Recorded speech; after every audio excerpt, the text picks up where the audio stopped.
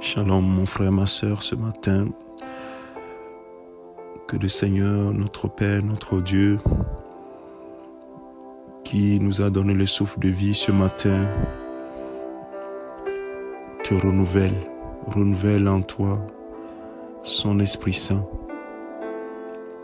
Un jour, lorsqu'il parlait à ses disciples, le Seigneur Jésus-Christ va leur dire, dans Jean chapitre 14, le verset 23, « Si quelqu'un m'aime, il gardera ma parole, et mon Père l'aimera.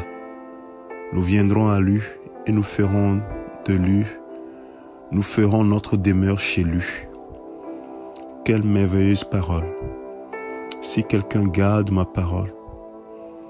Il n'a pas dit si quelqu'un entend ma parole, si quelqu'un garde ma parole. Si la personne garde et met en pratique, lorsqu'on écoute la parole, on la met en pratique, ça veut dire qu'on l'a gardée, on y travaille. Oui, le Seigneur dit que si c'est comme ça dans ta vie, lui et le Père, ils viendront, ils feront de chez toi leur demeure. Oh, alléluia, ce matin, est-ce que tu gardes la parole du Seigneur? Ou bien tu l'écoutes, mais tu ne les mets pas en pratique? Frère, c'est un danger pour toi. C'est un grand danger pour toi. Le Seigneur veut que ses enfants gardent sa parole. C'est le témoignage de leur amour pour lui. Si tu dis « Jésus, je t'aime », mais que tu ne gardes pas la parole de Jésus, cela n'a aucun sens. Cela n'a aucun sens. Parce que Jésus lui-même a dit que si quelqu'un m'aime, il gardera ma parole.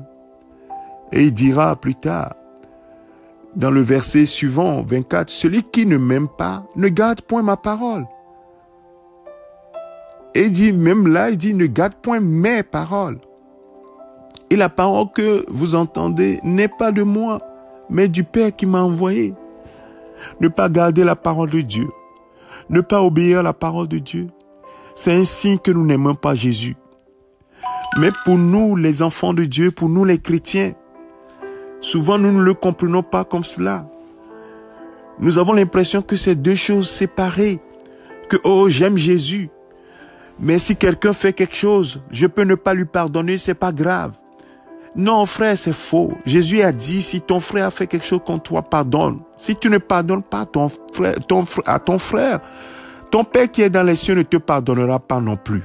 La parole est très simple et claire. La parole dit que si ton frère a fait quelque chose contre toi, va voir ton frère et règle la situation entre toi et ton frère.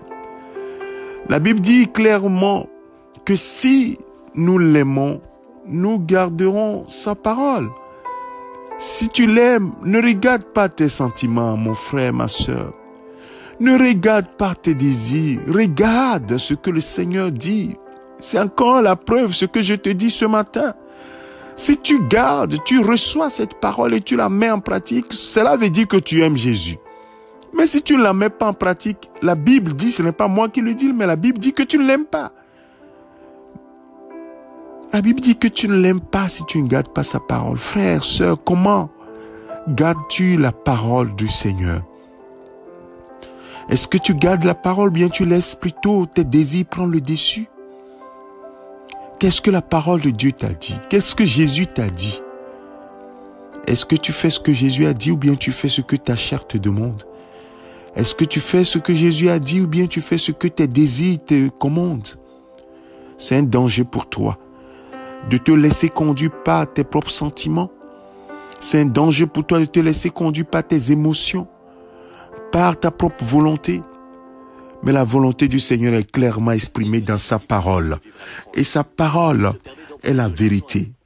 Sa parole, oui, nous enseigne clairement ce que nous devons faire.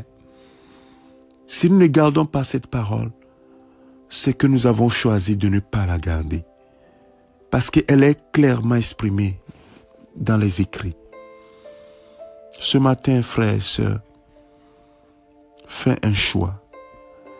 Est-ce que tu veux que le Père et le Fils viennent faire de chez toi leur demeure? Et quand il parle du Père, du Fils, en ce moment, il ne leur a pas encore le Saint-Esprit aussi est dedans. Parce qu'ils sont un. Ils sont un. Ils viendront demeurer en toi. Faire de chez toi leur demeure. Oh, quel privilège ce matin. Que le Père, le Fils, le Saint-Esprit fassent de nous, de chez nous leur demeure. Médite ces paroles, mon frère, ma sœur, et fais le bon choix. Le choix qui te donne la vie. Le choix qui te donne d'évoluer dans la présence de Dieu. Que le Seigneur te bénisse. Garde la parole du Seigneur. C'est ton serviteur, le pasteur Alexandre. Oui, que le Seigneur te bénisse. En ce 7 octobre 2020, je te souhaite une excellente journée dans la marche avec ton Seigneur par le Saint-Esprit. Amen.